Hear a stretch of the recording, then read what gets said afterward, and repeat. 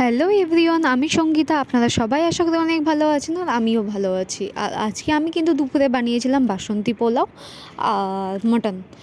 তো ফুল রেসিপিটা আপনাদের সাথে শেয়ার করব। সেটাই হচ্ছে, দেখুন এই যে আমি চাল একটু ধুয়ে শুকিয়ে নিয়ে তার মধ্যে চালের মধ্যে একটু ঘি, একটু চিনি, একটু আদা আর একটু হলুদ দিয়ে মিশিয়ে নিয়েছি। আর এই যে গরম মশলা দিয়ে আমি কিন্তু ঘিতে দিয়ে দিয়েছি।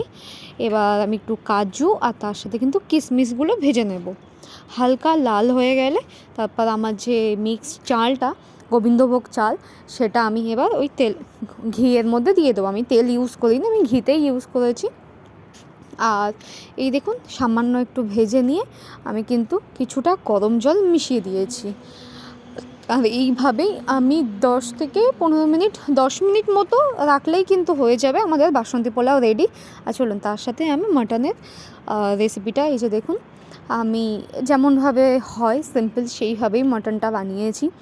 বিশ্বাস করুন, খেতে দুর্দান্ত হয়েছিল। আর পোলাওয়ের সাথে তো মাটন দারুণ লাগে। আমি কিন্তু এরকম নর্মালি বানাই।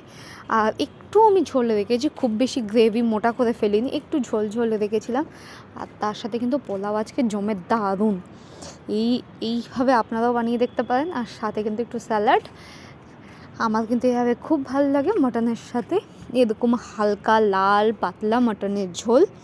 আর যদি ভিডিওটা ভালো লাগে আপনারা একটা লাইক করে দেবেন। আর আমার তরফ থেকে আপনাদের অনেক অনেক থ্যাংক ইউ, অনেক ভালোবাসা।